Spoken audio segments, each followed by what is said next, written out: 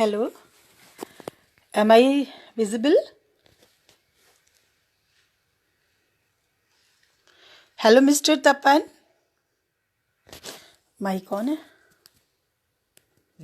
सब ऑन है? इधर से देखो। हाँ, ये व्यूअर्स आ रहे हैं। देखो, व्यूअर्स आ गए, बोलो। आने दो, तभी तो दो ही लोग आए हैं अभी। मेरे इसका चित्र कैसे खत्म होगा?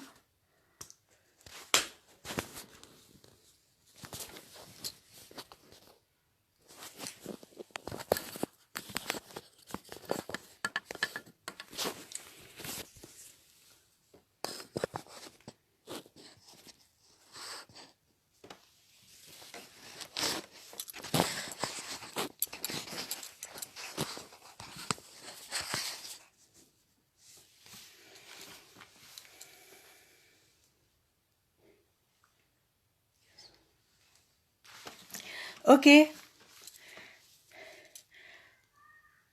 नमस्कार।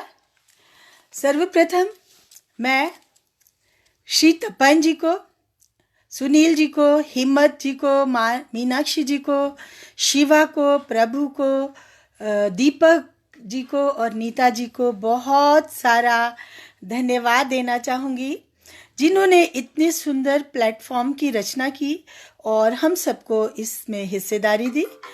और हम जानते हैं कि आप लोग नए बच्चे हैं, आप लोगों के अंदर अथाह ऊर्जा है, अथाह जोश है, और यह जोश आपने जो दिखाया है इस महामारी के समय, तो यह बहुत ज़्यादा बड़ी बात है।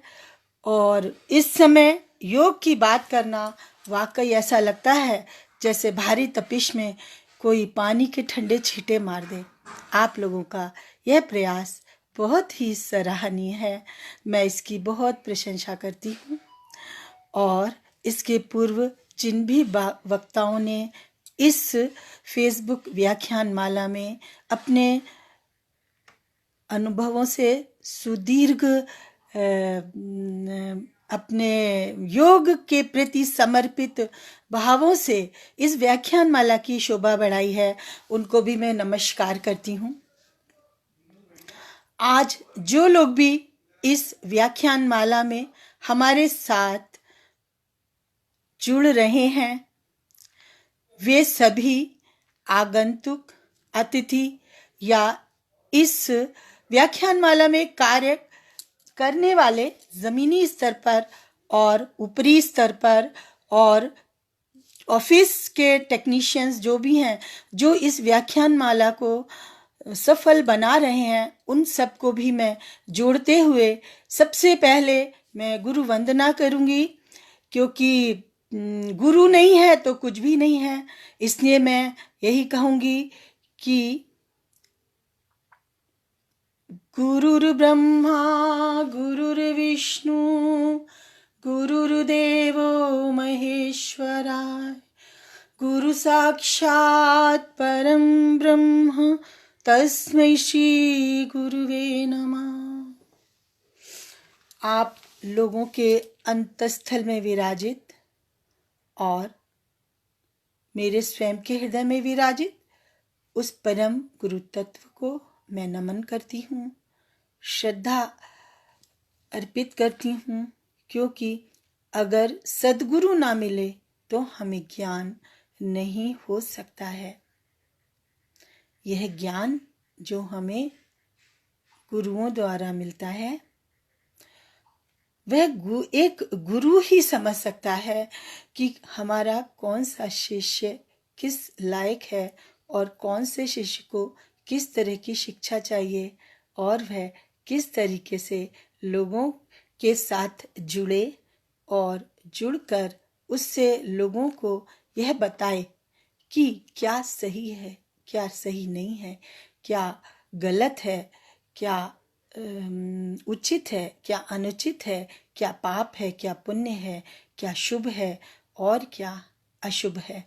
तो इस तरह से जब भी हम कोई भी व्याख्यान करते हैं तो हमें बहुत सारे विचार मन में आते हैं, और उन विचारों को प्रेषित करने के लिए कोई ना कोई माध्यम होता है।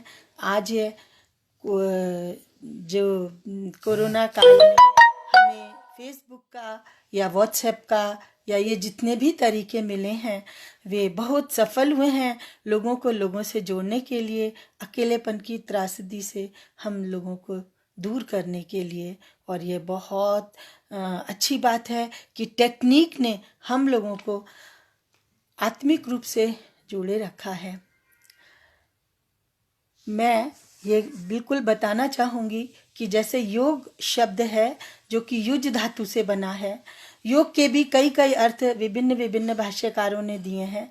जब हम योग की बात करते हैं तो सबसे पहले हम यही समझते हैं कि युज धातु से जो योग शब्द सिद्ध होता है, युज्यते असौ योगा, जो युक्त करे और जो हमें मिलावे उसे योग कहते हैं। योग दर्शन के भाष्यकार महर्षि व्यास ने तो योगस्थ समाधि कहकर योग का परिचय दिया है और यह स्पष्ट किया है जीवात्मा जिस उपलब्ध समाधि के द्वारा सच्चिदानंद स्वरूप ब्रह्म को प्राप्त कर लेता है वही योग कहलाता है।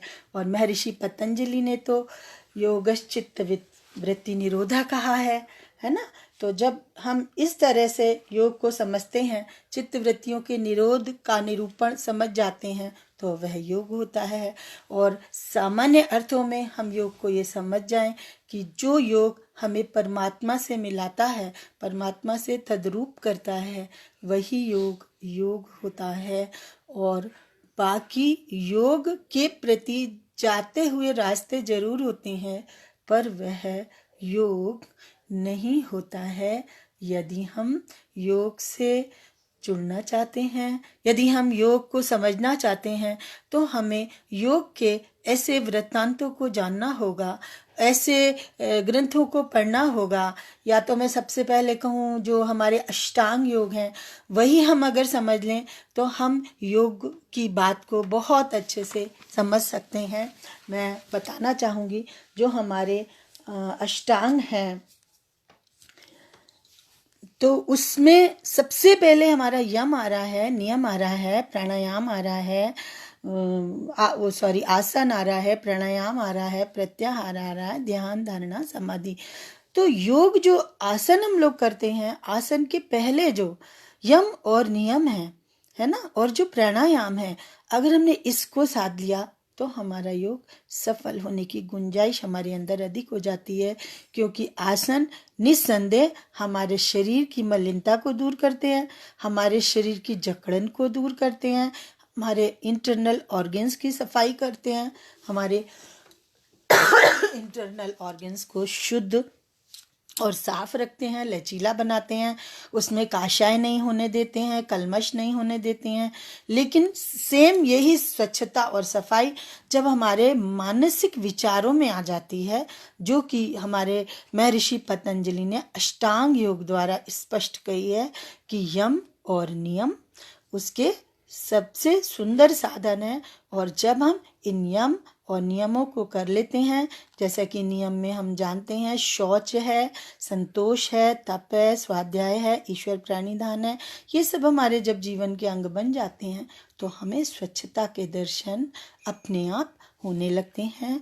और उस स्वच्छता से जब हम जुड़कर अपनी मानसिक स्वच्छता का भी ध्यान रखते हैं तो दोस्तों ये बिल्कुल उपयुक्त मानिए कि उस स्वच्छता के कारण ही हमारे मन में, वचन में और कर्म में सुंदरता और स्वच्छता आ जाती है, जिसके कारण हम एक स्वस्थ और प्रसन्न चित्त व्यक्ति बनते हैं। देखिए प्रसन्न और चित्त, ठीक है।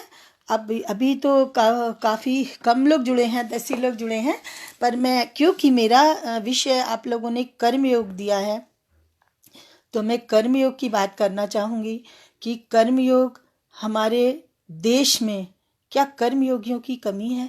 और आप सब लोग भी, युवा लोग एक तरह से कर्म योगी हैं, क्योंकि जब हम किसी भी कार्य में बिना स्वार्थ के, बिना द्वेष के, बिना क्लेश के, बिना ईर्ष्या के, बिना मोह के, बिना प्रीति के और बिना किसी अपने गेन के मतलब प्राप्ति के अगर हम कोई कार्य करते हैं तो वह योग की दृष्टि में योग ही कहलाता है, क्योंकि उसमें हमारा व्यक्तिगत कुछ भी नहीं होता है।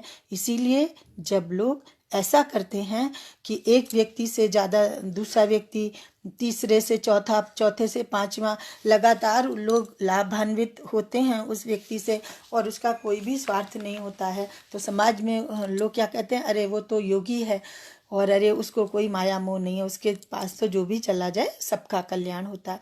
तो सर्वे भवन्तु सुखिना की भावना जब हमारे मन में आ जाती है तो निश्चित ही हम एक योगी की तरह आचरण करने लगते हैं और उस योग को सीखने के लिए हमारे मन की लगन बहुत जरूरी है। कर्म योग की बात करते समय हम गीता की बात ना करें ऐसा तो हो ही नहीं सकता है। तो सबसे पहले मैं गीता के श्लोक का उदाहरण दूंगी, लेकिन उसके पहले मैं ये कहना चाहूँगी कि हमारे देश में कर्म योगियों की कमी नहीं है। चाहे हमारे महान भगीरथ हों या हमारे बहुत बड़े वैदिक ऋषि हों, चाहे हमारे अंगिरा ऋषि हों, चाहे हमारे दधीचि ऋषि हों, अगस्त्य हों, याज्ञवल्क्य हों, राजा जनक हों, इन महान लोगों ने कर्म योग को साक्षात अपने जीवन में उतारा है और कर्म योग के द्वारा जीवन में वो मापदंड स्थापित किए जो एक साधारण व्यक्ति नहीं कर सकता था। निस्संदेह बहुत से महर्षि राजा थे जिन्होंने बाद में वैराग्य आ जाने पर अपने राज्य का त्याग किया और बहुत से राजा महर्षि के समान हुए जिन्होंने राज्य काज भोगते हुए भी बिल्कुल डिटेच भाव से, विरक्त भाव से राजकाज किया, केवल कर्तव्य को कर्तव्य समझकर। इंग्लिश में एक बहुत बड़ी कहावत है, ड्यूटी फॉर ड्यूटी सेक। तो यह भी कहीं ना कहीं उसी भाव से प्रेरित है कि हम ड्यूटी को ड्यूटी के लिए करें। किसी कांट नामक एक दार्शनिक था, उसने निरपेक्ष आदेश की बात कही थी और ये कहा था हम जो भी कार्य करें यदि उसमें किसी भी प्रकार की मोह, माया, ममता या भावना आ जाती है तो वह कर्म हमारा शुद्ध कर्म नहीं होता है, उसमें कोई ना कोई भावना आ जाने के कारण उसमें हल्का सा दूषण या हमारा पर्सनल स्वार्थ आ जाता है। तो हमें इस सबसे बचना है। तो जब हम इस तरह की बातें सोचते हैं, और ऐसा नहीं कि भारत में ही कर्मयोगी हैं, पूरे विश्व में कर्मयोगी हैं। और योग जैसा कि आप सभी लोग परिचित हैं, योग किसी एक वस्तु विशेष या देश विशेष या परिस्थिति विशेष में नहीं उत्पन्न हो रहा है। योग तो मानव मात्र का संकल्प है। ये बहुत बड़ी बात है कि हमारे देश में ऐसे ऐसे ऋषि हुए जिन्होंने योग की अद्भुत कला पूरे विश्व को दी और एक संतुलित और विश्वसनीय जीवन शैली, वैज्ञानिक जीवन शैली ऐसी दी। इसके लिए जरूर पूरा विश्व भारत का ऋणी है, परंतु यह योग किसी ना किसी रूप में हर संत, महात्मा, योगी और हर देश के बड़े बड़े लोगों ने अपने जीवन में अनुभूत किया है। क्योंकि जब हम परमात्मा से तद्रूप होना, परमात्मा से तादात्म्य होने का ही नाम योग समझ पाते हैं, तभी हम योग की ऊंचाई को समझ पाते हैं और ऐसा व्यक्ति यूनिवर्सल व्यक्ति हो जाता है और ऐसा व्यक्ति देश काल सीमाओं को भी मतलब नहीं मानता है और वह एक विश्व का धरोहर हो जाता है। और ऐसे ही हमारे ऋषि विश्वामित्र थे, इसीलिए उनका नाम विश्व धन मित्र, विश्वामित्र पड़ा कि वे पूरे विश्व के मित्र थे। तो जो महान व्यक्ति होता है, योगी व्यक्ति होता है, हर व्यक्ति के लिए खड़ा होता है। उसके लिए मजहब कोई मायने नहीं रखता, उसके लिए लिंग कोई मायने नहीं रखता, उसके लिए वर्ग धनी है कि अमीर है कोई मायने नहीं रखता। वह योगी वाकई योगी बन जाता है। और जब हम अपने इतिहास पर दृष्टि डालते हैं तो हम जानते हैं कि ऐसे योगियों की हमारे देश में कमी नहीं है। और जो आज अगर युवा लोग मुझे सुन रहे हैं तो मैं यही कहूँगी, जैसे राजा राम मोहन राय थे, लाला लाजपत राय थे, सरदार वल्लभ भाई पटेल थे, हमारे महात्मा गांधी थे, एपीजे कलाम सर हैं, और जो जितने भी महान लोग हुए हैं इस समय भी, पंडित दीनदयाल उपाध्याय जी, ये सारे एक तरह, स्वामी विवेकानंद, रामकृष्ण परमहंस, रमण महर्षि, दयानंद सरस्वती जी, महर्षि अरविंद, स्वामी राम तीर्थ, और ये तो सब एक तरह से बहुत बड़े कर्मयोगी थे। परमहंस योगानंद जी हों या चाहे वो हमारे इस समय के स्वामी सत्यमित्रानंद जी हों, ऐसे हर महापुरुष का नाम मैं लेना चाहूँगी। इसमें स्त्रियां भी हैं, नो डाउट। बहुत, हमारी महारानी लक्ष्मीबाई का अगर मैं नाम लूँ तो कोई बड़ी बात नहीं होगी। राजमाता अहिल्या देवी, जिनके नाम से यह योग केंद्र चल रहा है, वो उनसे बड़ी योगिनी कौन होगा, जिन्होंने राजनीति की बारीकियों को समझते हुए भी, लोक निर्माण के कार्य करते हुए भी जनता की भलाई के लिए लगातार वो उत्सुक रहीं, उद्यत रहीं और अपनी जो व्यक्तिगत पूजा आराधना थी वो भी करती रहीं। पहले मैं सोचती थी, जब भी मैं उनका चित्र देखती थी, उनके हाथ में शिवलिंग हुआ करते हैं, अभी भी हैं, तो मैं ये सोचती थी ऐसे कितनी पूजा करती होंगी। लेकिन वाकई जब मैंने उनका जीवन चरित्र पढ़ा तो मुझे वाकई बहुत ताज्जुब हुआ कि एक महिला ये सब करते हुए भी लगातार भगवान का नाम स्मरण कैसे करती होंगी। ये बहुत बड़ी आत्म शक्ति की जीती जागती सबूत हैं महारानी अहिल्या देवी जी। तो मैं ऐसी राजमाता को प्रणाम करती हूँ और ऐसे लोगों को भी प्रणाम करती हूँ जिन्होंने इस योग केंद्र की स्थापना करी और एक सुंदर ध्येयों को अपने जीवन का लक्ष्य बनाया। देखिए, योगी बहुत सारे लोग होते हैं। नागा बाबाओं में भी बहुत सारे योगी होते हैं। हर धर्म में बहुत सारे ऐसे पुरुष होते हैं जो योगी की श्रेणी में हो जाते हैं। लेकिन जो जीवन में, संसार में डायरेक्ट प्रत्यक्ष रूप में रहकर अपने कर्मों को योग की तरह करता है, जैसे योगी यम नियम आसन प्राणायाम प्रत्याहार ध्यान धारणा समाधि इन 8 अंगों को जीवन में धारण करता है, उसी तरीके से जो कर्म में प्रवृत्त होता है, चाहे कोई बहुत बड़ा उद्योगपति ही क्यों ना हो। उद्योग का मतलब ही है जो उद्यत हो, कार्य करने के लिए प्रवृत्त हो और प्रवृत्त करते हुए वह योगियों के समान मन हो। उद्योग तो ऐसा व्यक्ति जो उद्योग को स्थापित करता है वो वाकई योगी की तरह इस उन ऊंचाइयों पर ले जाता है अपने उद्योग को, जो साधारण मनुष्य नहीं ले जाता। जैसे कि घनश्याम दास बिरला, उन्होंने अपने पुत्र को एक पत्र लिखा और उसमें साफ यह लिखा कि जब तक तुम दीन दुखियों की मदद करते रहोगे, धन में से बहुत सारा पैसा त्याग के लिए लगाओगे और केवल अपने भोग विलास के लिए इस अर्थ को नहीं समझोगे, चूंकि हम भाइयों ने बहुत मेहनत से इस उद्योग को स्थापित किया है, ईश्वर का ध्यान करोगे, योग और अभ्यास से अपने शरीर को स्वस्थ रखोगे और अपनी मेघा बुद्धि को जागृत रखोगे, तब कोई कारण नहीं कि आप अपने उद्योग को, उद्यम को सफल बनाएंगे, अपने जीवन को भी सफल बनाएंगे और स्वयं भी सफल होंगे। तो कहने का आशय यह है कि हर बड़ा व्यक्ति जिसने सफलता हासिल करी है उसके जीवन में बहुत बड़ा बैलेंस है। बैलेंस अर्थात संतुलन है। संतुलन का है योग और भोग दोनों का है। वह भोग भी भोग रहा है इस संसार के, लेकिन योगी की भावना से भोग रहा है। जैसे सांस तो हमें लेनी है, हमें जिंदा रहने के लिए सांस लेना बहुत ज़रूरी है, तो हम लोग सांस लेते हैं। और लेकिन अगर इस सांस के साथ साथ हम और भी बहुत सब कुछ ग्रहण करने चाहें तो वो नहीं कर सकते हैं, क्योंकि सांस एक ऐसी सूक्ष्म प्रक्रिया है जो कि हमें जीवन देती है।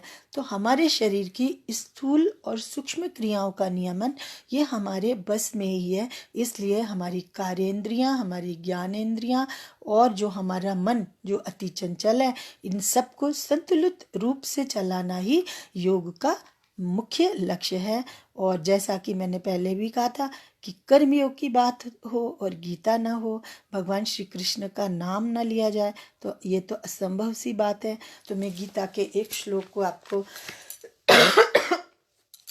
सुनाना चाहूंगी। योगस्था कुरु कर्माणि संगम त्यक्त्वा धनंजय सिद्धया सिद्धयोः समो भूत्वा समत्वम योग्य उच्यते। हे धनंजय, तू आसक्ति को त्याग कर तथा सिद्धि और असिद्धि में समान बुद्धि वाला होकर योग में स्थित हुआ कर्तव्य कर्मों को कर। यह समत्व भाव ही योग कहलाता है। अप्राप्त की प्राप्ति का नाम योग है, प्राप्त वस्तु की रक्षा का नाम क्षेम है। और जो कुछ भी कर्म किया जाए उसके पूर्ण होने या ना पूर्ण होने की स्थिति में किसी भी तरीके का भाव मन में खिन्नता का नहीं आए, समत्व बुद्धि रहे, उसको हम योग कहते हैं। और एक बहुत महत्वपूर्ण श्लोक है कि बुद्धि युक्तो जहाति है उभे सुकृत दुष्कृते तस्माद् योगाय युज्यस्व योगा कर्मसु कौशलम। समत्व बुद्धि युक्त पुरुष पुण्य और पाप दोनों को इसी लोक में त्याग देता है, अर्थात उससे मुक्त हो जाता है। इससे तू समत्व रूप योग में लग जा, और यह समत्व रूप योग ही कर्मों में कुशलता है, अर्थात कर्म बंधन से छुटकारे का नाम है। दोस्तों, मैं बताना चाहूंगी कि यह जो कर्म में कुशलता है, पहले जमाने में जब गुरु शिष्य को कुश लाने के लिए भेजते थे, तो जो बहुत बुद्धिमान शिष्य होते थे वे कुश लाते थे, लेकिन उनका हाथ नहीं छिलता था। कुछ शिष्य ऐसे होते थे जो कुश तो ले आते थे, लेकिन उनका हाथ छिल जाता था। कुछ शिष्य ऐसे होते थे जो हाथ छिल जाने के डर से कि उसमें रक्त इत्यादि ना निकल आए, दूसरे से कुश छिलवा लेते थे। तो जो कुश लाते थे, उन शिष्यों में से जो भी लोग सफाई से लाते थे कि उनका हाथ भी नहीं कटता था और वे कुश भी ले आते थे, अपने गुरु की आज्ञा भी पूरी कर लेते थे, वह शिष्य कुशल माने जाते थे। वह शिष्य योगी के समान समत्व भाव वाले माने जाते थे, क्योंकि उन्होंने भौतिक कठिनाइयों पर विजय प्राप्त करके अपनी ध्येय में सिद्धि प्राप्त कर ली होती थी। और जो साथी जो शिष्य उनके अपने हाथ छील लेते थे और फिर कुछ लाते थे, उनको गुरु फिर पक्का करते थे, फिर उसे वह सब सिखाते थे कि किस तरीके से इस जीवन की आपाधापी से, इस संसार की जितनी भी कठिनाइयां हैं उनसे बचते हुए हमें अपने लक्ष्य की प्राप्ति करनी है। और जो शिष्य ना तो कुछ लाते थे और दूसरों से सहायता लेकर करते थे, उनका तो आप सोच ही लीजिए, उनका तो योगी बनना कितना मुश्किल था। तो फिर भी क्योंकि गुरु तो कृपालु होता है और सभी पर अपनी शुद्ध भाव रखता है, वह उनके लिए भी कोई ना कोई उपाय निकाल लेते थे। और गुरुकुल में जो यह प्रथा थी कि आप इस लायक हो, आप इस लायक हो, आप इस कार्य को करोगे, तभी गुरु अपने शिष्य की मेधा शक्ति को पहचान लेते थे और अपने शिष्यों को अलग अलग जीविका में प्रवृत्त करते थे। देखिए, प्रवृत्ति कभी भी बुरी नहीं होती है, यह प्रवृत्ति ही निवृत्ति के लिए हमें ले जाती है, क्योंकि जब तक हम कार्य नहीं करेंगे तो हमारा परीक्षण नहीं होगा। जब हमारा परीक्षण नहीं होगा तब हम अपने को कैसे जज कर पाएंगे कि हमने सही किया कि गलत किया। इसलिए लगातार कर्म करते रहना ही जीवन में आवश्यक होता है। अच्छा, अगर सूर्य अपनी गति को छोड़ दे, चंद्रमा अपनी गति को छोड़ दे, पृथ्वी अपनी अक्ष से दूरी पर घूमना छोड़ दे, या सब लोग अपनी अपनी गति छोड़ दे, तब इस संसार का क्या होगा? कुछ नहीं होगा ना। तो इसलिए कर्म करना निहायत जरूरी है। हाँ, ये अलग बात है, ये हमारा चयन होता है कि हम किस तरह के कर्म करें। और यह कर्म करने के लिए जो 4 पुरुषार्थ नीतिकारों ने, बहुत सारे हमारे शास्त्रोक्त बहुत बड़े बड़े ऋषि मुनियों ने जो लक्ष्य बनाए हैं जीवन के, उन्हें प्राप्त करने से हमें इन जीवन में इन लक्ष्यों को प्राप्त करने में कभी भी कठिनाई नहीं होती है, क्योंकि हम समत्व भाव से वह कार्य करना चाहते हैं और करते हैं जिन्हें कहते हैं धर्म, अर्थ, काम और मोक्ष। ऐसा कहा जाता है कि किसी भी देश की संस्कृति जो होती है वो वहाँ के धर्म और न्याय को प्रभावित करती है। ये भी कहा जाता है कि कल्चर वैलिड एज धर्म एंड सत्य। तो सत्य क्या है? सत्य केवल फैक्चुअल फैक्ट्स को सत्य नहीं कहते हैं। सत्य वह है जो निरंतर चलता है, जो निरंतर रहता है। सत्य वह है जो कभी असत्य ही नहीं होता। सत्य वह है जो कभी नष्ट नहीं होता है। और सत्य वह है जो शाश्वत होता है, अमर्त्य होता है। तो ऐसा सत्य क्या है? वह सनातन धर्म की परंपरा है जो हम सबके हृदयों में अनादिकाल से चली आ रही है। और ये अनुभव की बात है कि हम वही तो हैं जो हम बचपन में थे, युवावस्था में थे और आज भी हैं। तो जो इस अनुभव की अनुभूति कर लेता है, ऐसे ही लोग उस सत्य को समझ पाते हैं कि सत्य वाकई क्या है। फैक्ट जो साइंस हमें दिखाता है, या कोई अपराधी अगर अपराध करके जाता है तो हम उससे फैक्चुअल फैक्ट्स इकट्ठा करते हैं, या हम कोई साइंस की क्वेरी करते हैं, रिसर्च करते हैं, तब हम बहुत सारे फैक्ट्स करते हैं। निस्संदेह ये सत्य है, लेकिन सबसे बड़ा सत्य तो वह परमात्मा है, वह परम पिता है जिसने इस पूरे यूनिवर्स को रचा, पूरे ब्रह्मांड को रचा। ऐसा कहते हैं अंगिरा आदित्य महान ऋषि, जिन्होंने वेदों की रचना की। ब्रह्मा जी ने उन्हें ज्ञान दिया और उनसे ऋषि कुमारों को ज्ञान आया, और तत्पश्चात कालांतर में महर्षि पतंजलि ने इस योग को 8 भागों में अष्टांग योग कहकर सुव्यवस्थित रूप से सबके सामने रखा, क्योंकि यह योग किसी धर्म विशेष के लिए नहीं है, मानव मात्र के लिए है। और इसी तरह भारतीय संस्कृति का जो महान एपिक है, जिसको हम श्रीमद् भगवद गीता कहते हैं, वह भी मानव मात्र के लिए है। उसमें कहीं भी किसी भी धर्म की बात नहीं है, किसी भी वर्ग विशेष की बात नहीं है, बस उस परमात्मा की वाणी है, उस परम पिता की वाणी है, और उसके सारे बच्चे हैं। तो यदि हम लोग इस भाव से उस परमात्मा को पाना चाहते हैं, तो योग से अच्छा उपाय कोई है ही नहीं, क्योंकि योग तो हमें अपने ही साधना है, अपने शरीर में ही साधना है, अपने द्वारा ही साधना है। तो जिसने अपनी आत्मा को गुरु बना लिया ना, तो उसको कहीं दूसरा गुरु ढूंढने की ज़रूरत नहीं है। पर इस आत्मा को जागृत करने के लिए सदगुरु की बहुत ज़रूरत है, और सदगुरु वही जो सही रास्ता दिखाए। ऐसा नहीं है कि कलयुग आ गया है तो अच्छे लोग नहीं हैं, बहुत सारे अच्छे लोग हैं, और बहुत सारे अच्छे लोगों की पहचान करने के लिए हम यदि शास्त्रोक्त विधि से उनके व्यवहारों का, उनके आचरण का, उनके चरित्र का आकलन कर सकें, तो हम तुरंत जान जाते हैं कि यह व्यक्ति हमारे गुरु बनने लायक हैं कि नहीं। जैसे महर्षि अरविंद जी की मैं बात बताना चाहूँगी। उनको पता चला कि जब वो बड़ौदा लौट कर आए कि यहाँ पर स्वामी लेले हैं जो बहुत रहस्यात्मक ढंग से साधना करते हैं, योग भी करते हैं, और उनकी समाधि भी लग जाया करती है। तो उन्होंने उनसे योग सीखा। तो जो वो 3 वर्षों में जो महायोगी लेले जी थे, वो जो अपनी साधनाएं सीखा करते थे, उन्होंने 3 महीने में सीख ली, और 3 दिन में वो ब्राह्मी स्थिति पर पहुंच गए श्री अरविंद। तो उनके जो पूर्व जन्म के कर्म थे, या जो उनका जो योगमय आत्मा की स्थिति थी, वो बहुत जल्दी उस स्थिति को प्राप्त कर गई। तो हमारे ऊपर डिपेंड करता है, हमने अपने मन को, आत्मा को, अपने चक्रों को कितना जागृत किया है, कितना हमारे अंदर कल्मश हट गया है, और कितना हमारे चक्रों की शुद्धि हुई है, और कितना हमारा हृदय स्वच्छ है।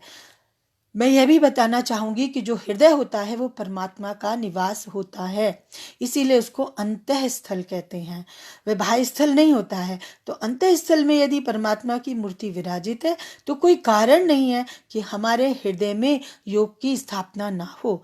चाहे हम बहुत कठिन कठिन आसन ना कर पाए, कोई बात नहीं, हम सरल आसनों से भी अपने ध्यान को एकाग्र करके, यम और नियम का जीवन में पालन करके, और प्राणायाम के द्वारा अपने प्राण शक्ति को साध कर, और विभिन्न प्रत्याहार के द्वारा, ध्यान के द्वारा, धारणा के द्वारा उस समाधि को प्राप्त कर सकते हैं, जिस समाधि को 2 रूपों में हम समझते हैं, निर्विकल्प और सविकल्प। अब इन सब के मध्य कर्मयोग कैसे भूमिका अदा करता है, इसके लिए मैं सबसे पहले आप लोगों को ये बताना चाहूँगी कि जो कर्मयोगी है, छोटे छोटे कर्मों को भी करके अगर आगे बढ़ रहा है, तो समझ लो वो पिप्पली का मार्ग है।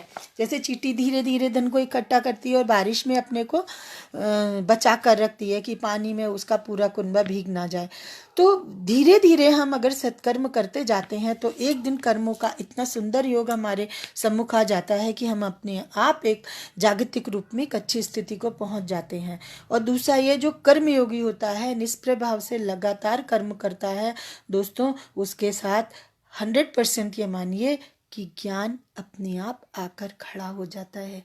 और जब ज्ञान आकर उसके पास खड़ा हो जाता है, क्योंकि वह भोला है, इनोसेंट है, उसे कलमश नहीं आता है, उसे हिंसा नहीं आती है, उसे विद्वेष नहीं आता है, उसे ईर्ष्या नहीं आती है, उसे स्वार्थ नहीं आता है, और उसको किसी भी तरीके का छल और छद्म वेश नहीं आता है, तो ऐसे व्यक्ति के साथ अवश्य ज्ञान आकर खड़ा होता है और ज्ञान के साथ साथ भक्ति भी आ जाती है। मेरी गुरु महिला हैं और वो लगातार मुझे यही कहती हैं कि अब तो वो नहीं है, कि ज्ञान, भक्ति और कर्म का जब समुच्चय होता है तब हर आत्मा में इतनी शक्ति आ जाती है कि उसका कहा हुआ बात सत्य होने लगती है। इसलिए जो बड़े बड़े योगी होते हैं, क्योंकि उन्होंने अब कर्म कर्म किसके लिए? लोक कल्याण के लिए। यदि योगी केवल अपनी आत्मा के आनंद में ही तृप्त रहें तो क्या जरूरत थी भगवान महावीर को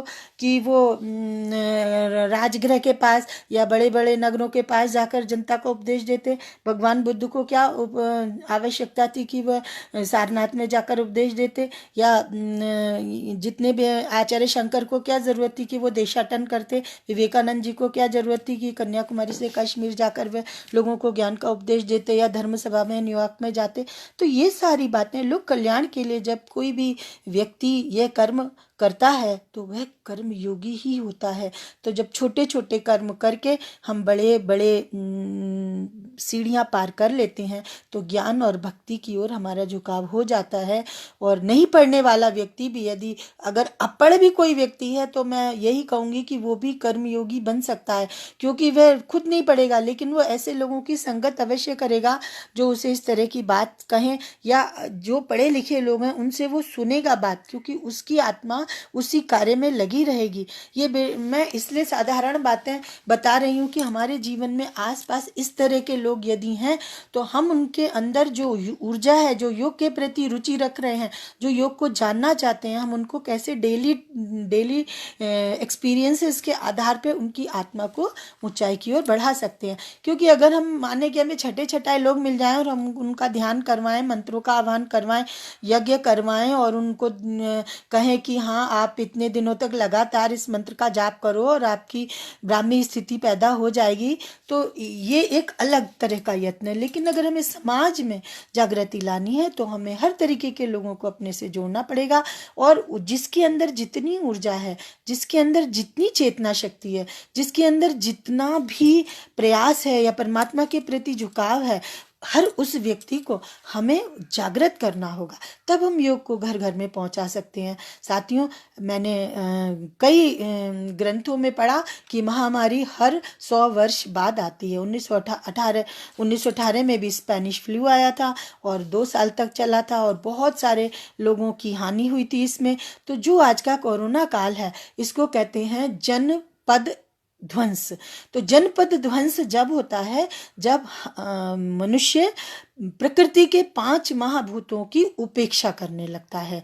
ये जो हमारे पृथ्वी, जल, वायु, आकाश, अग्नि, पृथ्वी, जल, वायु, अग्नि, आकाश, ये जो 5 तत्व हैं, जब हम इनकी अवहेलना करने लगते हैं, इनकी एक तरह से इंसल्ट ही करने लगते हैं, तब ये महाध्वंस अपने आप पैदा होता है। ये समझ लीजिए ईश्वरीय रीत के नियम के अंतर्गत जैसे पूरी प्रकृति चलती है तो महाध्वंस भी पैदा होता है। और भगवान, ऐसा कहते हैं, भगवान शिव का तीसरा नेत्र खुलता है। और हालांकि भगवान शिव क्रोधित अवस्था में नहीं होते हैं, ये एक रोटेशन है कि जब जब 5 प्रकृति के तत्व अपनी कमजोर स्थिति में आ जाते हैं, लोग उनका सत्कार करना, आदर करना बंद कर देते हैं, तो अपने आप ऐसी ऊर्जा उत्पन्न होती है कि जिससे ध्वंस होता है और फिर से नवसृजन होता है और फिर से नई तरह की चीजें सामने आती हैं। इस कोरोना काल ने हम सारे विश्व के लोगों को बहुत कुछ सिखा दिया है कि हमें प्रकृति की इज्जत करनी है, प्रकृति का सम्मान करना है। और ऐसे लोग जो ईश्वर को नहीं मानते हैं लेकिन उन्हें ये मानना पड़ा कि एक ऐसा कण जो इनविजिबल है, जो हमें बाइनोकुलर से भी नहीं दिख रहा है, बड़े बड़े प्रिज्म लगाकर वैज्ञानिक उसको देख पा रहे हैं, और सबसे बड़ी बात, उसमें जो जनपद स्कंद होता है उसमें औषध तत्व भी शांत हो जाते हैं, और जो पांचों तत्व होते हैं पंच महाभूत, उनकी शक्तियां भी क्षीण प्राय हो जाती हैं। तो ऐसे समय जब जनपद ध्वंस होता है, अपने आप लोग प्रकृति के उच्चतम स्वरूप की कल्पना कर करके प्रकृति को तरह तरह से फिर रक्षा करने का उपाय करते हैं, संरक्षण करने का उद्योग करते हैं, और तरह तरह से फिर से नवसृजन के विचार मन में भी और बाहर स्थूल पृथ्वी पर भी आने लगते हैं, और पृथ्वी फिर से हरी भरी, फिर से वृक्ष और पक्षी और वायु और अग्नि फिर से सुसज्जित होने लगते हैं अपने अलंकृत रूपों में, अपने सुंदर स्वरूपों में, अपने स्वच्छ स्वरूपों में। और योग यही कार्य करता है। योग हमें प्रकृति से जोड़ता है। योग हमें हमारी प्रकृति के साथ दूसरे लोगों की प्रकृति से भी जोड़ता है। योग हमें मनुष्य को मनुष्य होने देने का सम्मान देता है। और तो और जितने भी आसन होते हैं, उसमें कितने सारे आसन हैं जो हमारे पशु पक्षियों के नाम पर रखे गए हैं, चाहे वो मयूरा आसन हो, चाहे वो कपोत आसन हो।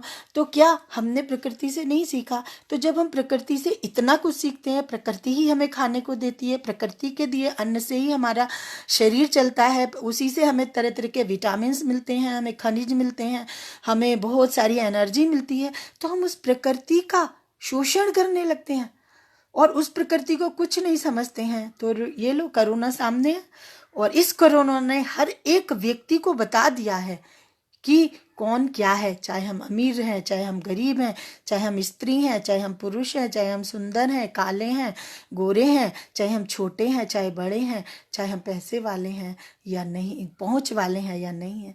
कोरोना ने सबके अंदर समता का भाव पैदा कर दिया। इससे बड़ा उदाहरण प्रकृति को समझने का और क्या होगा। तो यह योग हमारे अंदर स्थित पंच महाभूतों का आदर करने की चेष्टा भी सिखाता है। हमारे जो तरह तरह के आसन होते हैं, हमारे जो प्राणायाम होते हैं, हमारे अंदर के जो अंदर वायु तत्व है, जो अग्नि तत्व है, इन सबको बहुत अच्छी तरीके से समृद्ध करना सिखाता है, संतुलित करना सिखाता है। इसलिए योग के जो क्रियाएं हैं, सूक्ष्म क्रियाएं हैं और जो बाह्य क्रियाएं हैं, उनके साथ साथ ध्यान की भी आवश्यकता बताई गई है। और ये विश्वास मानिए, जो कर्म योगी होता है वह ये सब कुछ करता है, कर्म में उद्यत हुआ लगातार वह यह सब कुछ करता है।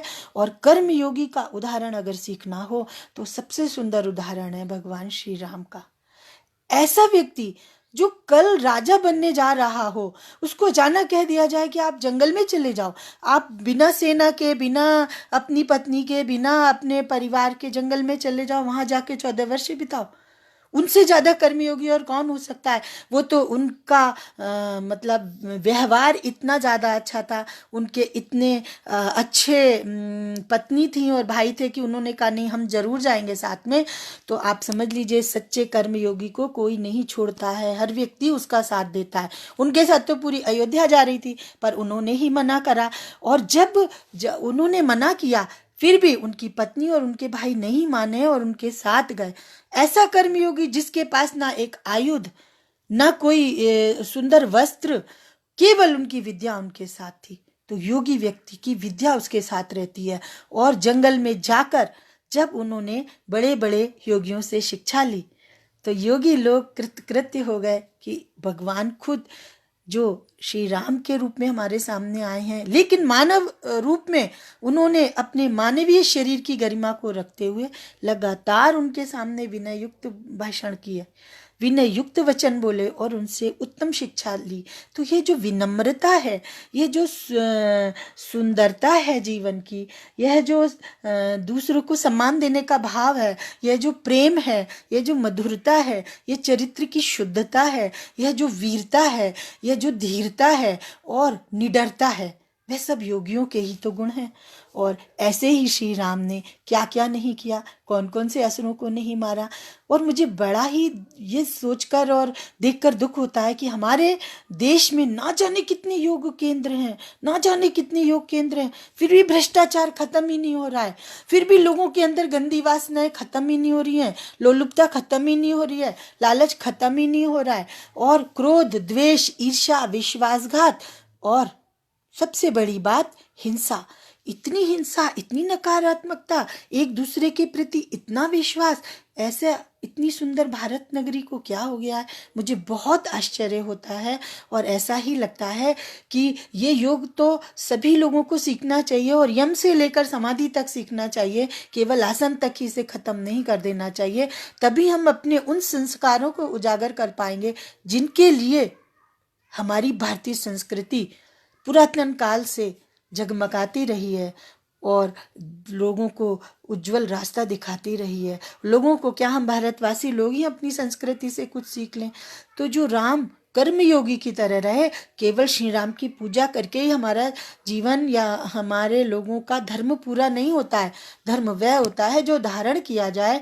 और मैं इस मंच के माध्यम से यही अपील करूंगी कि जो लोग भी सुन रहे हैं या दूसरों को बताएं कि योग स्वयं साधने का तो है, पर इस योग द्वारा हम जीवन में ऐसे कर्म करें कि लोग अपने आप हमारे साथ हो जाएं, जुड़ जाएं और कर्म योग करने के लिए कर्म में लगातार प्रवृत्त हों और ऐसे हर उस अवगुण को दूर करें जो हमारे कर्मयोगी बनने में बाधा डालता है।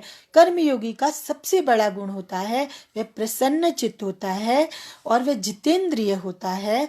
जितेंद्रिय तो बहुत बड़ी बात होती है, वो तो महावीर स्वामी जैसे तीर्थंकर हो जाते हैं, लेकिन अपनी कुछ इंद्रियों पर तो अंकुश कर सकता है। इसीलिए योग के माध्यम से मैं यही कहना चाहूंगी कि अगर यम और नियम का भी हमने पालन कर लिया, मतलब सत्य, अहिंसा, अस्तेय, परिग्रह, ब्रह्मचर्य और शौच अर्थात पवित्रता का, संतोष अर्थात सेटिस्फेक्शन का, और स्वाध्याय माने सेल्फ स्टडी का, और तप माने किसी ना किसी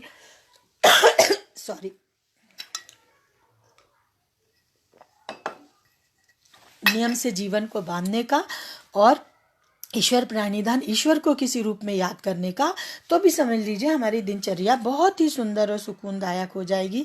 शुरू में हमें भले ही कम फायदा होता है, लेकिन कर्मयोगी के लिए कालांतर के फायदे बड़े होते हैं, क्योंकि उसकी एक साख बन जाती है। और यह साख है जो रेपुटेशन होती है। क्रेडिट कार्ड और डेबिट कार्ड देते समय हमें बड़ी भारी बातें समझाई जाती हैं, लेकिन क्या आपने सोचा है कि ये कार्ड हमें आलसी और निकम्मा बना रहे हैं? कहीं ना कहीं ठीक है, हेल्पफुल भी है हमारी लाइफ के लिए, तो हम कम में ही संतोष क्यों नहीं कर पा रहे हैं? हमें अधिक से अधिक पाने की चाहना क्यों है? तो यदि हम योग को जीवन में फॉलो करते हैं तो ये भी एक फायदा है भौतिक रूप से कि हम कम इच्छाओं में अपना जीवन काट नहीं सकते हैं, बहुत अच्छे से जी सकते हैं। और कोरोना ने शायद हमें सिखा दिया है कि कम से कम आवश्यकताओं को रखते हुए सीमित संसाधनों में भी हम अपने जीवन को आगे बढ़ाकर ले जा सकते हैं। और ये वाकई भारत के लिए बहुत बड़े गर्व की बात है कि हमारा मोर्टेलिटी रेट सारे देशों की अपेक्षा कम रहा है अपेक्षाकृत। हालांकि यहाँ भी बहुत सारी मृत्यु हुई हैं, और जब हमारा कोई अपना जाता है तो निस्संदेह बहुत दुखद बात होती है, लेकिन इन कंपैरिजन काफ़ी कम है। और यह हमारे भारत की संस्कृति, हमारा खान पान है, हमारा रहन सहन है, और हमारी बहुत ज़्यादा महत्वाकांक्षी जनता नहीं है। इसलिए बहुत कुछ हम सब लॉकडाउन में अपने को प्रूव कर सके कि नहीं, जैसी परिस्थिति है हम जैसा देश वैसा वेश भी धारण कर सकते हैं। और इसके पीछे कहीं ना कहीं वे धार्मिक तत्व भी हैं, वे धार्मिक कथा कहानियाँ भी हैं, वे धार्मिक परंपराएं भी हैं, वे लोक विश्रुत परंपराएं भी हैं, और वह लोक मानस में प्रचलित आस्थाएं और अभिव्यक्तियां भी हैं जिन्होंने मनुष्य को अंदर से स्ट्रॉन्ग रखा। और दादी काकी के वो नुस्खे भी हैं जिन्होंने हमारी गरीब जनता को, जो बहुत महंगे महंगे च्यवनप्राश नहीं खा सकते हैं, लेकिन वो एक साधारण हल्दी और नमक भी फाँक सकते हैं, तो यह जो उनका बल है, यह जो नैतिक बल है, उसके कारण वो अपने आप को जीवित पा पाए और बड़े कॉन्फिडेंस से पा पाए। उनको ये भी बेचारगी नहीं है कि नहीं हमने बहुत केवल काढ़ा पिया है और हम क्या करें, हम तो बेचारे। नहीं, वो कहते नहीं, हमारी दादी भी ऐसा करती थी, हमारी नानी भी ऐसा करती थी, और हमें भी इससे फ़ायदा हुआ है। तो ये जो पुरानी परंपराएं हैं तो वो एकदम से धूल धूसरित नहीं की जा सकती हैं। अगर उन परंपराओं में हम अच्छे कारण खोजें, वैज्ञानिक और शुद्धता से पाए हुए उनके जो फ़ायदे हैं उनको अगर खोजें तो हमें कहीं ना कहीं कुछ ना कुछ अच्छी बातें मिलती हैं। तो ऐसा ही योग है, भले ही वह बहुत अधिक पुरातन परंपरा है, लेकिन योग ऐसा कभी नहीं है कि वो किसी भी तरह का धार्मिक दिखावापन है या इस योग में किसी भी तरीके का हमारे लिए प्रदर्शन की वस्तु है। योग वाकई जीवन में युक्त करने की चीज़ है, और जब हम आत्मा से युक्त हो जाते हैं तो परमात्मा की ओर अपने आप उन्मुख होने लगते हैं। हमारी भक्ति श्री चरणों में दृढ़ होती है और हमारे अंदर ज्ञान का भी उदय होता है, जिसे ज्ञानोदय कहते हैं। तुलसीदास जी जब श्री रामचरितमानस लिखते थे तो उनको अपने आप सारे विचार आते थे। वो कहीं किसी से पढ़ने थोड़ी ना गए थे। हाँ, जितना उन्हें गुरु लोगों से मिल गया ज्ञान सुनते सुनाते, लेकिन ये जो आंतरिक ज्ञान होता है, जब उन्होंने ये मान लिया कि नहीं प्रभु मुझे आपका चरित्र लिखना है, तो अपने आप उनके अंदर विचार आने लगे और उनकी लेखनी चल पड़ी। ऐसा बहुत से महान संत हैं जिन्होंने कहीं पाठशाला में या विश्वविद्यालय में पढ़ाई नहीं करी है, लेकिन उनकी जब हम पुस्तकें पढ़ते हैं तो इतनी सुंदर और इतनी अधिक ऊर्जावान होती हैं कि वो आज के बड़े बड़े डीलिट और डीएससी किए लोगों को ज्ञान का उपदेश देती हैं। तो ये जो आध्यात्मिक ज्ञान है वह आत्मा के परमात्मा से संयुक्त होने पर ही मिलता है, और इस आध्यात्मिक ज्ञान को किसी भी तरीके से हम छोटा नहीं कर सकते, और ना ही एक आध्यात्मिक ज्ञान किसी भी ज्ञान से हराया जा सकता है। तो कर्म योगी के अंदर मन में कहीं ना कहीं उस परमात्मा के प्रति श्रद्धा का भाव भी होता है। आप लोग कह सकते हैं, आपके मन में प्रश्न आ सकता है कि विदेशों में तो ईश्वर को नहीं मानते हैं, या कई लोग ईश्वर को नहीं मानते हैं फिर भी उनका कर्म फलता फूलता है और उनको बहुत तरक्की मिलती है। लेकिन दोस्तों ये मान लीजिए वो उस समय नहीं मानते हैं ईश्वर को, लेकिन अंत में कहीं ना कहीं किसी पराशक्ति को मानते हैं कि हाँ लोगों ने मुझे सहयोग दिया। मैं डायरेक्ट ईश्वर को नहीं मानता, लेकिन वो कर्म को भगवान मान के पूजा करते हैं। कर्म को अपने वर्शिप कहते हैं, वर्क इज वर्शिप कहते हैं। तो जब वर्क इज वर्शिप है तो उनके लिए वह जो कार्य है वह यदि पूजा है तो फिर अलग से भगवान को पूजने की उन्हें ज़रूरत ही नहीं है, क्योंकि वो सारा डेडिकेशन, सारा डिवोशन, सारा फेथ, सारा बिलीव अपने वर्क के लिए दे रहे हैं।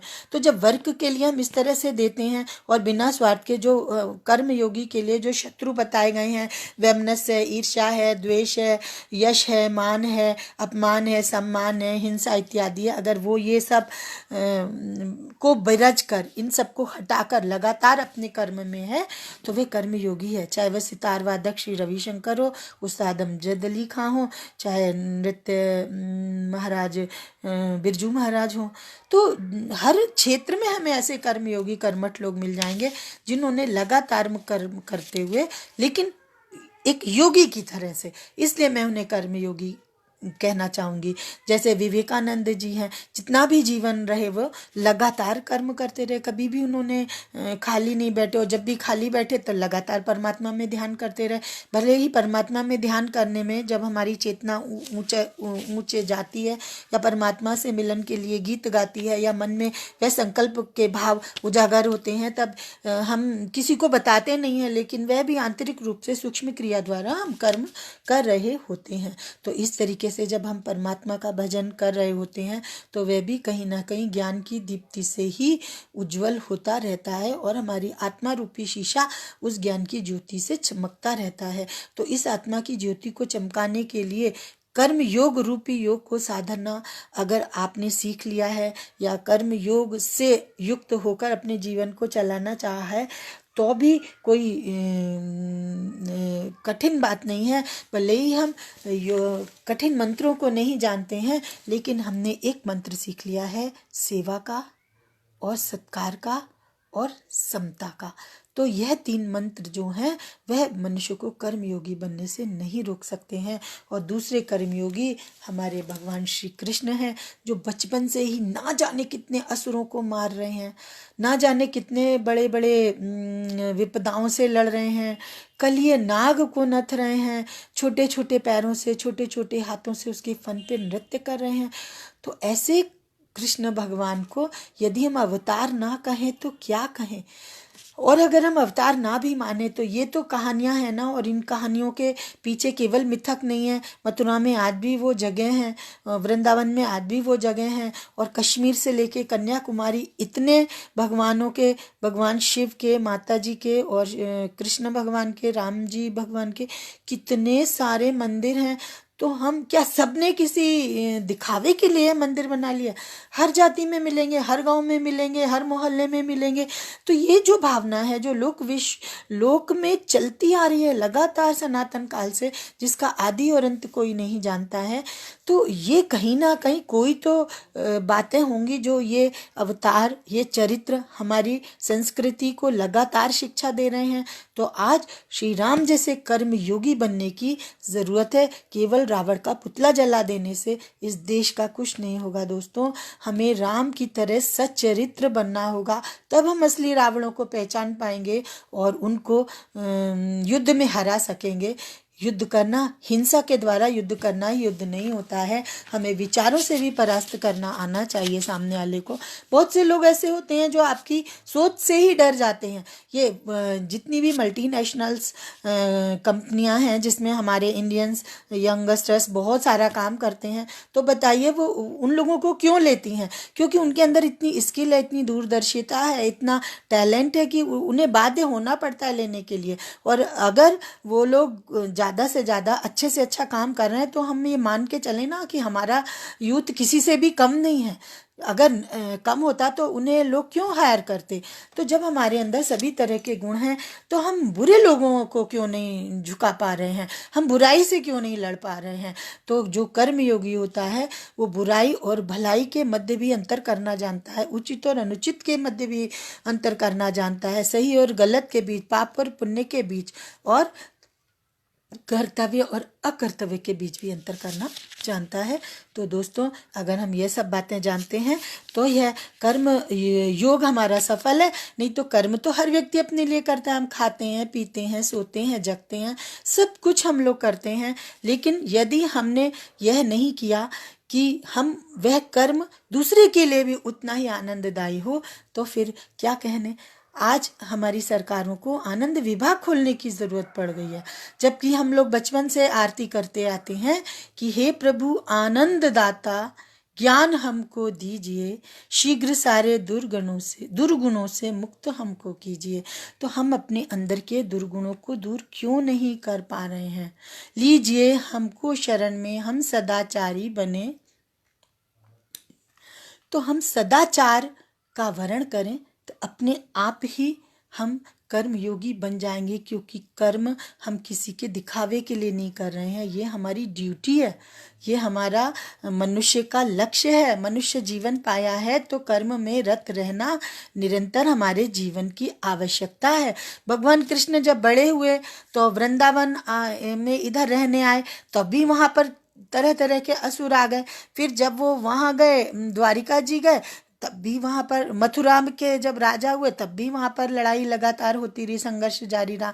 फिर वे द्वारिका चले गए, द्वारिका में भी लगातार वे कर्म ही करते रहे। द्वारिका के युवराज जब वो राजा बने तब उसके बाद भी ना जाने पूरे देश में कहाँ कहाँ घूमते रहे वो, और ऐसा घूमकर उन्होंने जाने कितने राजाओं को हराया, जाने कितने बंदी लोगों को छुड़ाया। नरकासुर की कहानी तो सभी जानते हैं कि कितनी रानियों को छुड़ाया उन्होंने। तो ये उनके कर्म के प्रति समर्पण ही था। और वही भगवान कृष्ण अर्जुन को युद्ध क्षेत्र में ज्ञान का उपदेश दे रहे हैं। तो सोचिए, वो कर्मयोगी भी हैं, ज्ञान योगी भी हैं, और वो तो भक्तों के सिरमौर हैं। तो हम उनके लिए क्या कहें, वो तो खुद ही भगवान हैं। तो कर्म, ज्ञान और भक्ति तो तीनों एक साथ ही रहते हैं, और तीनों कभी अलग होते नहीं हैं। हम एक का भी रास्ता पकड़ेंगे तो बाकी दोनों हमारे साथ आ जाएंगे। और लास्ट में मैं यही कहूँगी कि जो भी लोग होते हैं, मैं इस महाकाल की नगरी उज्जैनी से बोल रही हूँ, भगवान शिव यहाँ के राजा हैं। तो कर्पूर गौरम करुणावतारम संसार सारम भुजगेंद्रहारम सदा वसंते हृदयारविंदे भवम भवानी सहितम नमामि।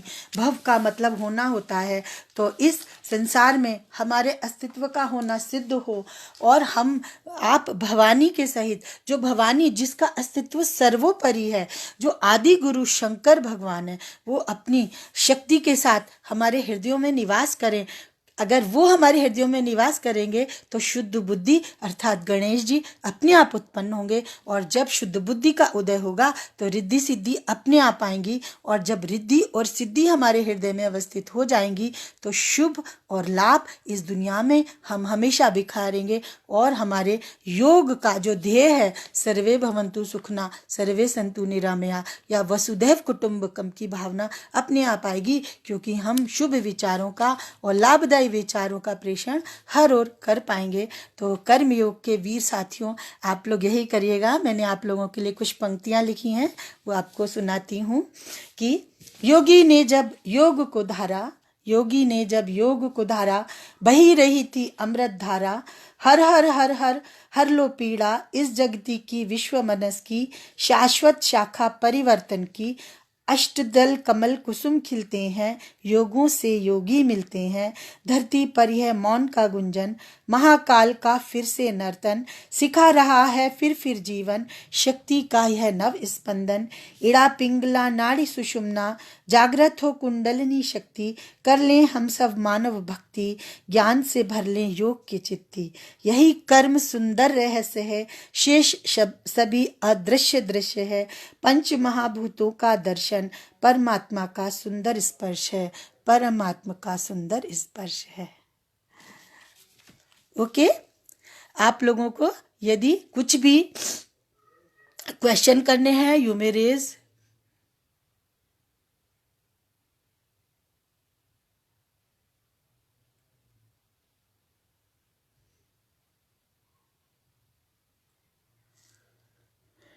तो मैं अंत में आप सबको नमस्कार करूंगी और यही कहूंगी, आप किसी भी योग से जीवन को जोड़ें, चाहे वो लय योग हो, मंत्र योग हो, हाठी योग हो, नाद योग हो, राजयोग हो और नृत्य योग हो, किसी भी तरह का योग हो। अब तो जाने कितने योग आ गए हैं, जड़ योग भी आ गया, व्यक्ति योग भी आ गया है, और बहुत तरह तरह के योग इस जीव, सहज योग भी हैं, और भक्ति योग के भी बहुत सारे विभिन्न प्रकार के स्तर हो गए हैं, और सिद्धि योग भी हैं। तो अगर हम किसी भी तरह के योग से जुड़ते हैं, लेकिन योगी बनकर भी कर्म करना हमारे जीवन का प्रधान लक्ष्य होता है, और इस कर्म के द्वारा ही हम इन पंच महाभूतों में एकता स्थापित कर पाते हैं, और जब हम बाहरी पंच महाभूतों में एकता स्थापित कर लेते हैं तो हमारे अपने अंदर के हृदय के पंच जो द्रव्य हैं वो भी प्रसन्न रहते हैं, हमारा शरीर भी स्वस्थ रहता है, और हम अधिक से अधिक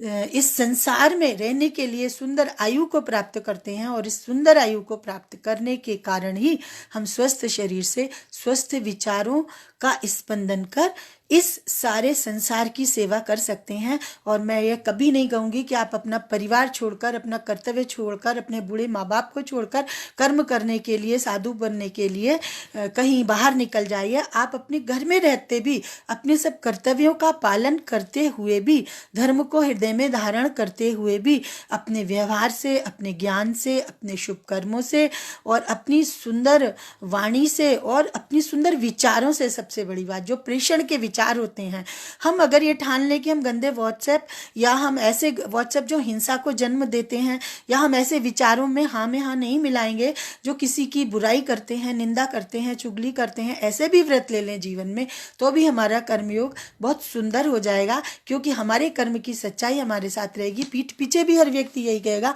नहीं वो व्यक्ति जो खरा व्यक्ति है सोने जैसा, उसने जो कह दिया हम उसी की बात मानेंगे। आप कितनी, तो हमें अपनी साख बनानी बहुत ज़रूरी है दोस्तों, तभी हमारे कर्म सोने की कसौटी जैसे सुंदर खरे होंगे, और हर कोई हमसे प्रेम करेगा, और उस प्रेम के बदले ये मानिए हम लोग भी प्रेम ही बिखेरेंगे, जिसकी आज इस धरती पर बहुत अधिक आवश्यकता है।